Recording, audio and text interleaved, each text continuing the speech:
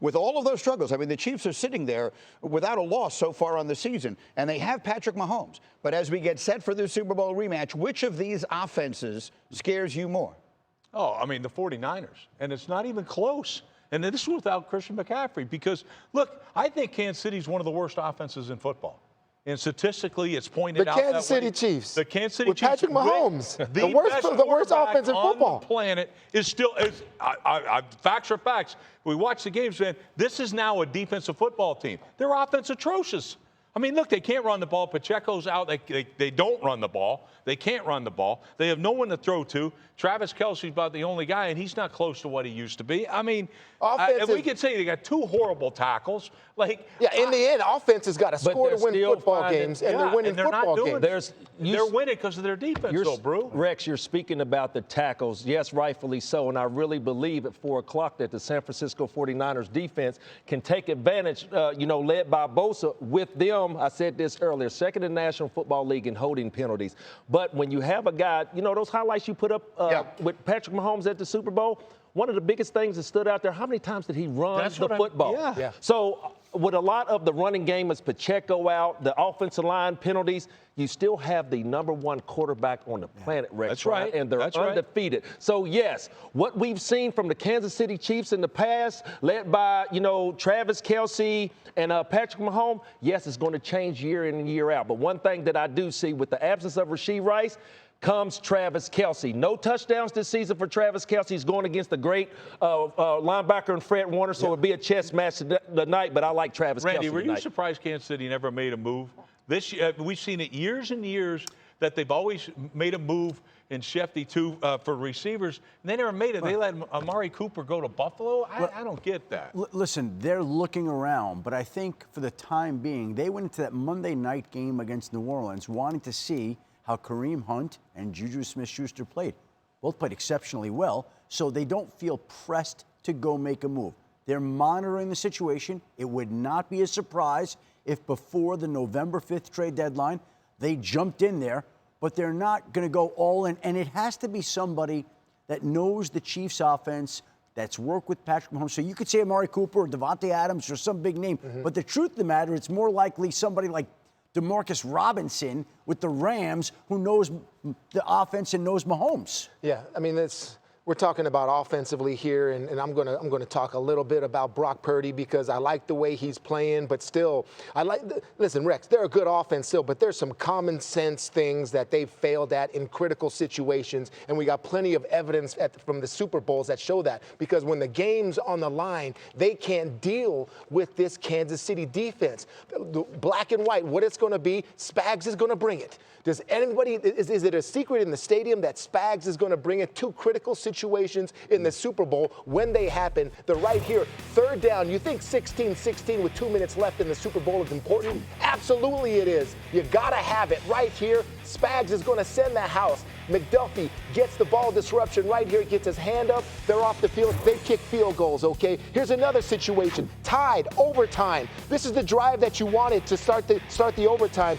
You couldn't get it done in 4th and 4 because you don't block Chris Jones?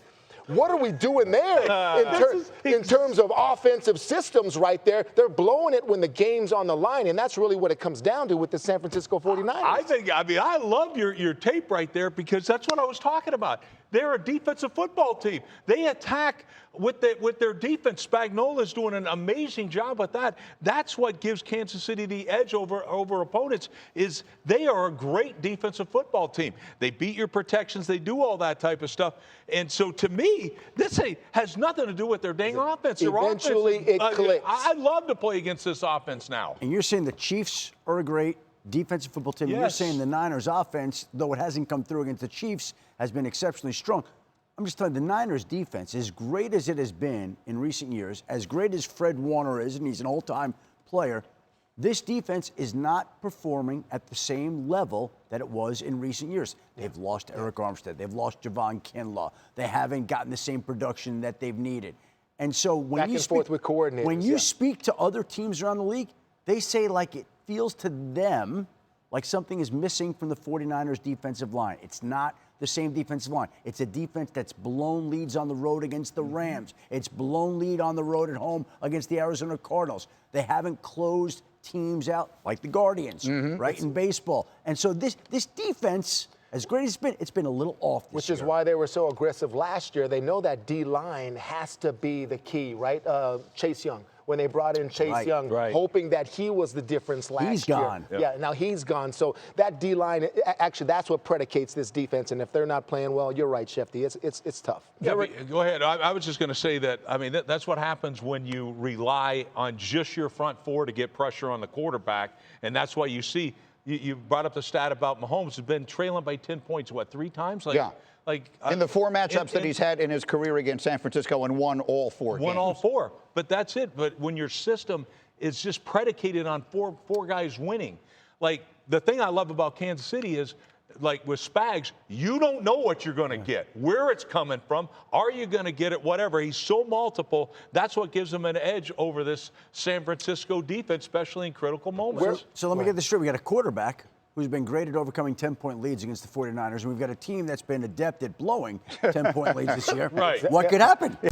He goes from Cleveland to Buffalo. Randy, you're the obvious first place to go here on the receivers. How much of an impact should we expect Amari Cooper to make? You know, people are going to sit here and say I'm crazy, but I think that the Amari Cooper impact in Buffalo will be a bigger impact than Devontae Adams with the New York Jets. You're crazy. The reason and the reason why I say it is because of the young receiving core. When you sit up here looking at the Jets, Devontae Adams, you got Garrett Wilson, keeping him happy. How many targets will come his way? Well, let's flip it to the Buffalo Bills, getting a guy like Amari Cooper. Now they got a guy that can take the ball deep and beat man coverage. So what is that going to do? This young receiver core with Holland, Shakir, Coleman, it's going to open it up for the whole offense. We already know what Cook and Josh Allen brings to the table for this offense, but now you're going to get everybody else involved. So this Amari Cooper, one thing that I heard this week about the Bills player talking about when they defended him, they hated to defend him. So one thing about it, Josh Allen loves to throw the ball deep. Well, now he got a guy that can catch the ball deep. And Amari Cooper, I like this pick. Just how can this coaching staff make it seem seamless, really? Because that's where I think they are in New York. I mean, I think that can look seamless with Aaron and Devontae on a good percentage of the plays. All right, what packages is Amari in? What routes is he running? I mean, how comfortable is he? And now, the shift in mentality that Amari Cooper must have is you just can't Rex, you can't understate this. When I'm going from the Cleveland Browns to the Buffalo Bills as a player. Think of this though. I mean, his entire career, this is the best quarterback he's ever had. Hands down. Ever had. And so Amari Cooper, I'm expecting huge things out of this one. I really am. This is his 4th team. He played with Dak Prescott, obviously, and Dak is a really good player. But yeah, Josh Allen, I think it's reasonable to say, is the best quarterback he's ever had. And he had a transition. He had a transition like this when he was traded from the Raiders to the Cowboys in the middle of the season, had to go into Dallas. Dallas got him in and was surprised pleasantly at how quick he was to pick up things, how savvy he was. And Buffalo has felt the same way this week, which is why he'll be out there. I don't think he's going to play as much as Devontae Adams, who's all in tonight, but I think Amari Cooper is going to be playing a decent amount out there and making plays today for the Buffalo Bills. Well, you know, you talk about playing and you sit up there and talk about acquiring a guy with short period of time to get ready for a football game. So where do I expect as a wide receiver to see a guy like Devontae, and now we're sitting here talking about Amari Cooper, the backside, the X. We always hear talk about the backside, the single receiver. And the reason why you're the single receiver, because most of the time at the end of a play, you can be tagged with a slant, a post route, or whatnot. But at the same time, the quarterback can signal you also. If you're a part of the combination routes, that's where things get a little sophisticated for the offense, the play calling, the time clock even. So tonight, in Pittsburgh, even with the Buffalo Bills with Amari Cooper, I expect to see both of them guys X-receiver because the quarterback can signal them or tag them in the play. Man, it's so smart because you're right. You put them at that X, you play that single high. Yes. That ball's going Tony, there. yes, it is. It's X-individual. C.J. Stroud, right? The sensational sophomore season. And Jordan Love, who, of course, isn't in only his 2nd year, but we sometimes think of him that way because it's really only the 2nd year in which he is playing. I'm looking right at you. Which of these 2 quarterbacks do you trust more today? Well, today, no, because I was all set to say I trust C.J. Stroud more than Jordan Love. But But today, I'll take Jordan Love. You mentioned all the injuries and stuff that Houston has, especially, 5 starters on defense. Right. You only have 11 starters. Like, come on. And here's the other thing, too.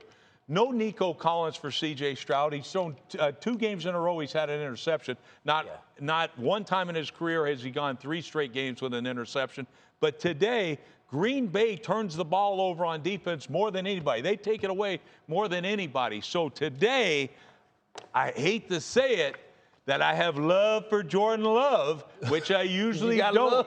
I've been a fan of Jordan Love too, but Graz talked about the decision making by C.J. Stroud that the Packers have really talked about, and I got a cap card right here. I don't read them too often, but this is mind blowing to me in terms of C.J. Stroud's decision making in the red area. They got a touchdown on 75%. 75% of red zone drives. That's tied for the Ravens for first in the NFL. Stroud has 8 touchdowns, 0 interceptions to 6 different players with a 99.5 QBR. 100 is perfect. Can I change back to C.J. Stroud tonight? Cap told me about this, and I'm like, is that even possible? That is beyond. This kid has gone astronomical in terms of the decision making. Those 6 different receivers in the red area, 3 wide receivers, 3 running backs. He can't show anymore that they've got a franchise quarterback that can win championships. But today, though, without Nico Collins, against this Packer defense that feasts on turnovers and rushing the passer. In Green Bay. When you sit up here and wondering how the Texans are going to do it, that's a great stat in the red zone. It's unbelievable. It's crazy stat. But you really have to give some credit to a guy like Joe Mixon. I love watching him play. What he has brought to this offense, not just in the field, but in the red zone, and what he can do coming out of the backfield. So, yes, they are absent a guy like Nico Collins, but Joe Mixon has stepped up. Then on the other side, can't forget about Josh Jacobs. Being able to have a solid running game today is really what I want to see come from either team, because you have 2 dynamic running backs in Mixon and Josh Jacobs. I want to see who's going to fare in the running game. Go ahead. The Packers, they sign good players and they have good coaches and they draft good players. And every year it's like, who is this kid that's playing this rookie? Evan Williams at safety is playing out of his mind. And then McKinney, who they brought in, is also he's got 5 interceptions the ball in the league. It's like the Packers just do it right, all right? And this is a great young football team. It's going to be a great game.